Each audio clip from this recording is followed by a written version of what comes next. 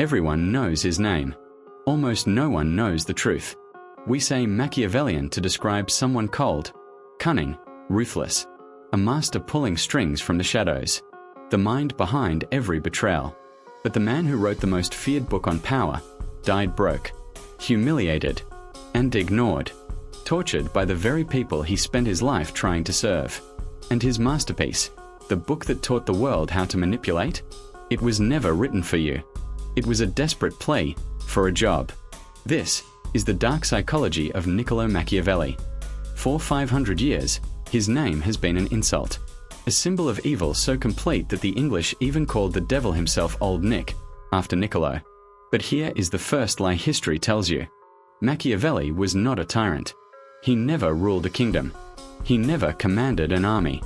He never poisoned a rival or ordered an execution.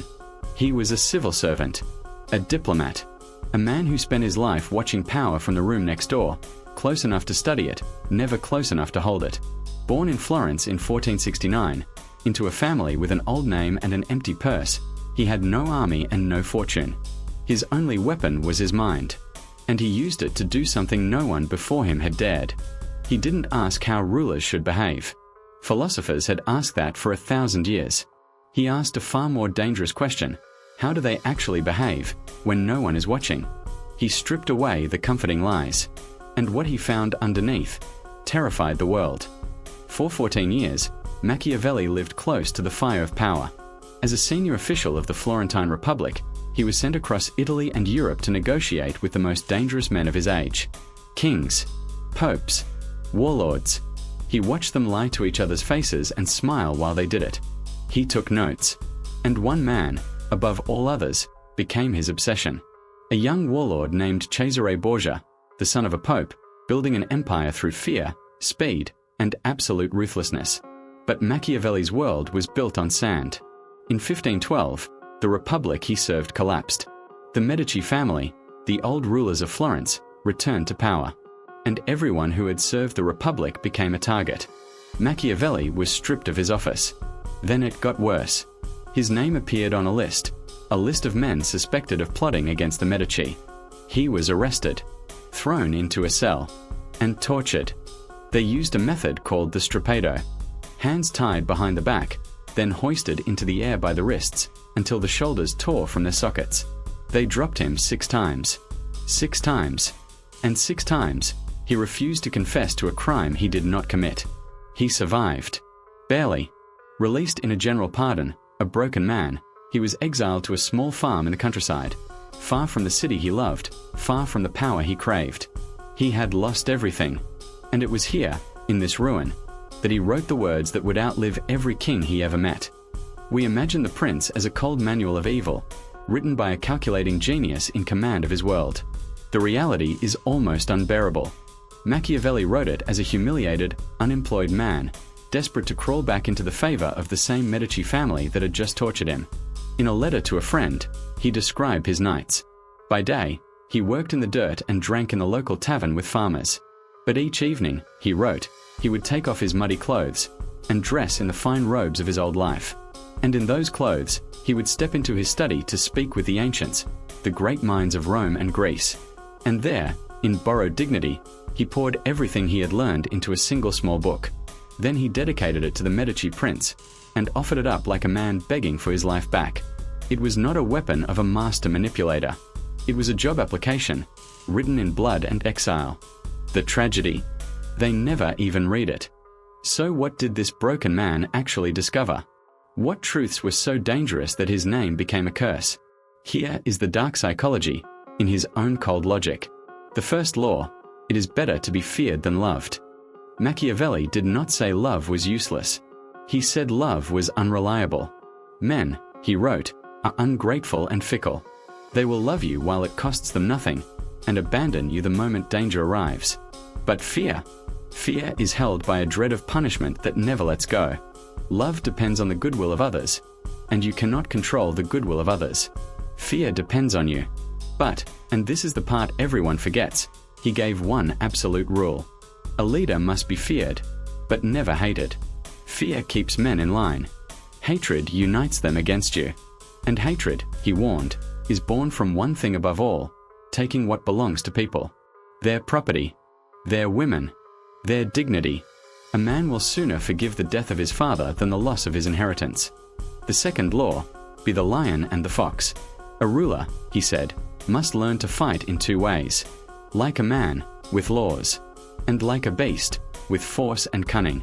But not just one beast. 2. The lion cannot protect itself from traps. The fox cannot defend itself from wolves. So you must be both, a fox to recognize the traps, and a lion to terrify the wolves. Those who try to be only the lion, only brute strength, are fools. And those who rely only on honesty are devoured. And to show what this looked like in the real world, Machiavelli pointed to his old obsession, Cesare Borgia. When Borgia conquered a lawless, violent region, he needed to crush it into order. So he appointed a brutal enforcer, a cruel man named Ramiro de Rocco, and gave him total power to do the bloody work. It worked. The region fell silent. But now the people hated that cruelty, and their hatred was beginning to rise toward Borgia himself. So Borgia did something cold beyond imagination. One morning, the people of the town square woke to find the body of Ramiro, cut in two, left beside a bloody knife. In a single act, Borgia achieved everything. The hated man was gone. The people were satisfied, even grateful. And the blame for all the cruelty died with the corpse. Borgia kept his hands clean, and his power absolute. From this, Machiavelli drew a chilling rule. The third law, do your cruelty all at once. Hand out your kindness slowly. Injuries, he said, should be inflicted all together, so that, being tasted less, they offend less. People absorb a single shock and move on. But if you wound them again and again, drop by drop, the fear never fades and the hatred only grows. Benefits are the opposite. Give them little by little, so that each gift is savored, so that people always feel there is more to come, and stay loyal in the hope of it. Pain in one blow, pleasure in a long, slow drip. That is how you bind a people to you. And finally, the idea that ran beneath all the others. The struggle between virtù and fortuna. Fortuna, fortune, luck, fate. Machiavelli compared to a violent river that floods and destroys everything in its path. You cannot stop it. But you are not helpless. Because a wise man, in calm times, builds dams and channels. He prepares. So when the flood comes, his strength, his virtù, turns disaster into opportunity. Fortune, he wrote, controls half of what happens to us. But the other half she leaves to us. The bold seize it. The cautious are swept away. And the man who understood power better than anyone who ever lived, he never got it back. The Medici never gave him the position he begged for. He spent his final years on the edges of public life, writing, watching, waiting for a return that never came. And then, in a final cruel irony, the Republic was briefly restored, and the new Republicans rejected him too, now suspecting him of being too close to the Medici, trusted by no one, wanted by neither side. In 1527, Niccolò Machiavelli died, poor and largely forgotten. His great book, The Prince, was not even published in his lifetime. It finally appeared in print 5 years after his death. 5 years too late for the man who needed it most. He spent his life trying to win the favor of the powerful, and died with nothing. But the truths he wrote down in his exile would go on to shape the minds of kings, dictators, and presidents for the next 500 years. So here is the final, uncomfortable truth Machiavelli leaves us with. He was not evil. He was honest, brutally, dangerously honest, about a world that prefers comfortable lies. He held up a mirror to power, and the world hated him for what it saw reflected back. The question he forces on every one of us is simple. When you look at how people really behave when the stakes are high, are you willing to see it clearly? Or do you look away? If this story made you see power a little differently, subscribe. Because here, we don't study history to remember the past. We study it to understand the people around you, right now.